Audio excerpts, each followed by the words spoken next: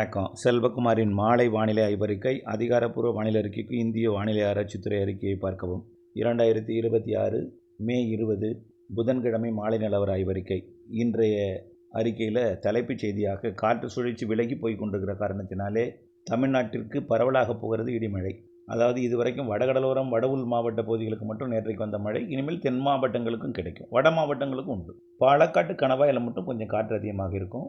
ஆரியங்காவு கணவாய், ஆரல்வாய்மொழி கணவாயிலையும் காற்று இருக்கும். ஆனால் அந்த காற்றும் ஒரு நாள் இங்கே காற்று சுழற்சி வரும்பொழுது காற்றோட திசை மாறும், கவலைப்படாதீங்க. இப்பொழுதுக்கு காற்று இருக்குன்னு கவலைப்படுவீங்க, அதுவும் மாறும். மாத இறுதி நாட்களில் 24ஆம் தேதிக்கு அப்புறம் அந்த நிலையும் மாறி வெப்பச்சலன இடிமழைப்பொழிவு கணவாய் பகுதிகளுக்கும் கிடைக்கும்.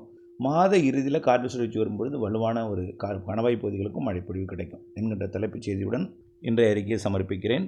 பார்ப்போம் எங்கெங்கே மழைப்பொழிவு வரக்கூடிய நாட்களில் கிடைக்க போகுதுன்னு. கடந்த 24 மணி நேரம் மழைப்பொழிவை பார்ப்போம்.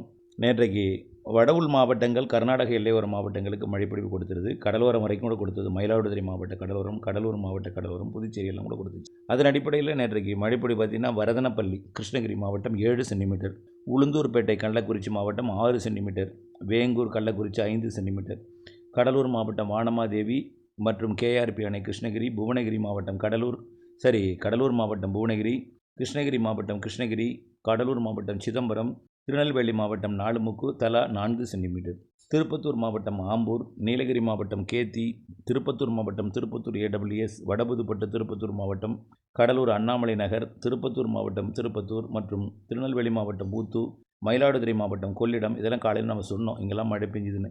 கடலூர் மாவட்டம் நெய்வேலி, பரங்கிப்பேட்டை கடலூர் மாவட்டம், ராணிப்பேட்டை மாவட்டம் கலவை, விழுப்புரம் முண்டியம்பாக்கம், திருவண்ணாமலை மாவட்டம் செய்யாறு, மேலும் திருநெல்வேலி மாவட்டம் காக்காட்சி, மேலும் மணம்பூண்டி விழுப்புரம் மாவட்டம், செய்யூர் திருவண்ணாமலை, கஞ்சனூர் விழுப்புரம், இதெல்லாம் 3 சென்டிமீட்டர். மேலும் 2 சென்டிமீட்டர் தான் Panruti, Kalavai PWD office, Kudithangi Cuddalore, Puducherry town, மேலும் பார்த்திங்கன்னா மாஞ்சோலை, குறிஞ்சிப்பாடி, மேலும் வடக்குத்து, மணலூர்பேட்டை, கலையநல்லூர், பாலமூர், சேத்தியார்தோப்பு, திருக்கோவிலூர், கொடிமுடியாறு அணை, திருநெல்வேலி மாவட்டம், முள்ளங்கினாவிளை, கன்னியாகுமரி மாவட்டம், வாணியம்பாடி, தியாகதுர்க்கம், அடுத்தபடியாக அரியலூர் முகாம் அலுவலகம், கள்ளக்குறிச்சி மாவட்டம், மேலும் நீலகிரி,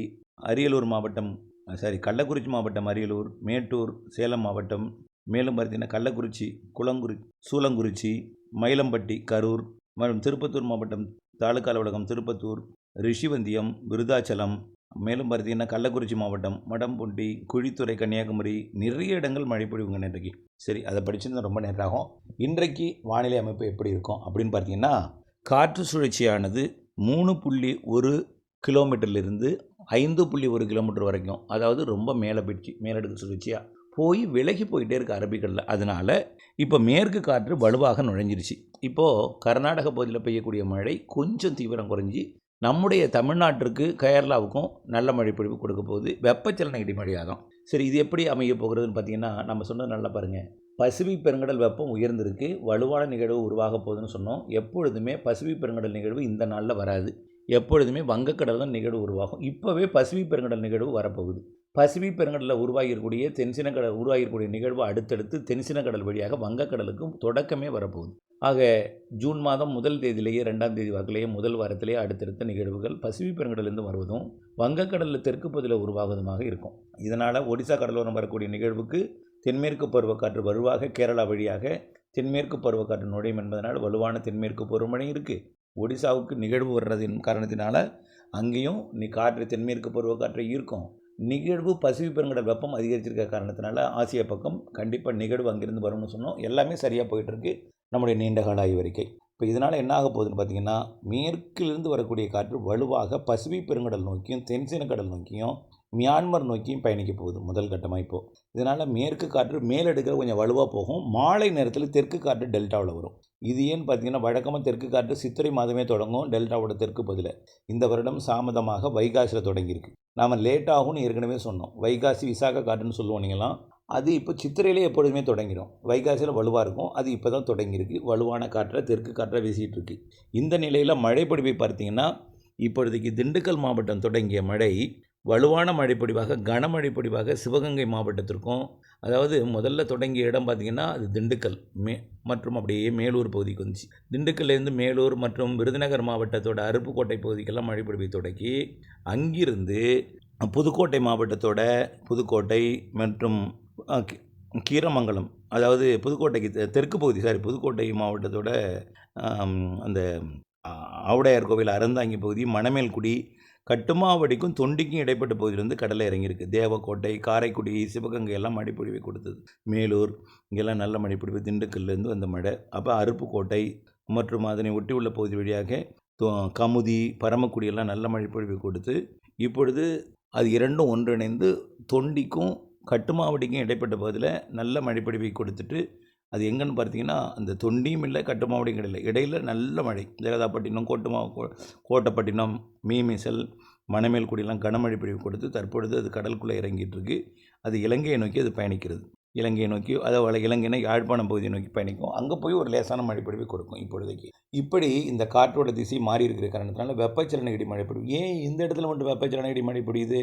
கொடைக்கானல் மழை தடுக்கிற காரணத்தினால. மேற்கு காற்றை கொடைக்கானல் மழை தடுக்கும்.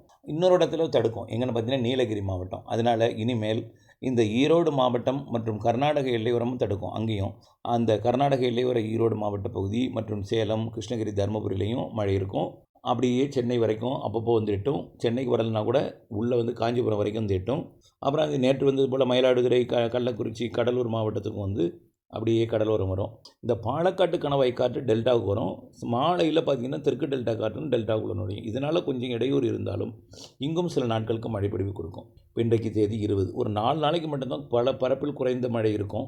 அப்படி பரப்பில் குறைந்த மழை கூட இன்றைக்கு மதுரை மாவட்டத்திலையும், விருதுநகர் மாவட்டத்திலையும், சிவகங்கை, புதுக்கோட்டை மாவட்டத்தோட தெற்கு பகுதியிலையும் கொடுத்து தற்பொழுது கடலுக்குள்ளே இறங்கியிருக்கு. ராமநாதபுரம் மாவட்டம்லாம் கொடுத்து, ராமநாதபுரம், அருப்புக்கோட்டை உள்ளிட்ட விருதுநகர் மாவட்டம்லாம் கொடுத்து கடலில் இறங்கியிருக்கு. இப்படி இந்த மழை மறைக்கக்கூடிய பகுதிக்கு கிழக்கு பகுதியில் உறுதியாக மழை இருக்கும். கொஞ்சம் கொஞ்சமாக அது தென் மாவட்டங்களுக்கும் கிடைக்க தொடங்கும்.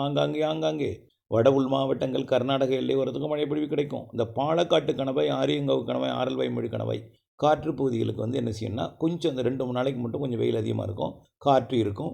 அப்புறம் மாலை இரவு இடிமழை பொழிவு வடக்கும் தெற்கும் இருக்கும். கொஞ்சம் கொஞ்சமாக அது நெருங்கி 24ஆம் தேதிக்கு மேலே அங்கேயும் கிடைக்கும். ஆனால் 24ஆம் தேதிக்கு மேலே பெருசாக கொட்டி பரவலாக பெஞ்சிடாது. திண்டுக்கல்லில் கடந்த சில நாட்கள் முடிவில் பரவலாக பெஞ்சிடாது. ஒரு குறைவான மழைப்பொழிவு ஒதுக்கி கொடுத்து மாத இறுதியில் வலுவாகும். மாத இறுதியில் வங்கக்கடலையும் காற்று சுழற்சி உருவாக போது, அரபிக்கடலையும் உருவாக போது, தென்மேற்கு பருவமழையோடு இணைந்த வங்கக்கடல் காற்று சுழற்சியோடு இணைந்த மழைப்பொழிவு மாத இறுதியில் கிடைக்கும். வங்கக்கடலையும் அந்த நிகழ்வு அப்படியே தீவிரமடைஞ்சு ஒடிசா பக்கம் போகும். அப்படியே தென்சின கடலேருந்து நிகழ்வு வரப்போது எல்லாம் ஒன்றிணைஞ்சு ஒடிசா பக்கம் போய் தீவிரமடையும். கேரளாவிலையும் தென்மேற்கு பருவமழை தீவிரமடையும். அப்போ எல்லாம் மழைப்பொழிவு கிடைக்கும். ஆக கணவாய் பகுதிகளில் மட்டும் கொஞ்சம் பொறுமை காக்கணும். பொதுவாக தென்மேற்கு பருவமழை தொடங்குவதற்கு முன்பு கொஞ்சம் நல்ல மழை கொடுக்கும். அந்த மழைப்பொழிவு கண்டிப்பாக மாத இறுதியில் கொடுத்துட்டு தான் போகும். கவலைப்படாதீங்க. பிற பகுதிகளுக்கு மிகச்சிறப்பான மழை இருக்குது. நம்பிக்கையோடு இருங்க. வானிலை அப்டேட்ஸோடு இணைந்திருங்க. ஆகவே காற்று சுழற்சியோட நகர்வு, வெப்பசலன மழைப்பொழிவு, கிழக்கு நோக்கி வரக்கூடிய மேற்கு காற்றோட வழித்தடம். மேற்கு காற்று இனிமேல் மேற்கு காற்று தான். மேற்கிலிருந்து தொடர்ந்து வலுவான காற்று இருக்கும். காற்றோட வேகம் குறைவதற்கும் நாள் இருக்குது. அந்த நாளில் மழைப்பொழிவு கொடுக்கும் கணவாய் பகுதிகளில். இணைந்திருங்கள் அப்டேட்ஸுடன். அந்த நாள் எந்த நாள் என்பதை சொல்கிறேன். இணைந்தே இருங்கள் அப்டேட்ஸுடன். நன்றி.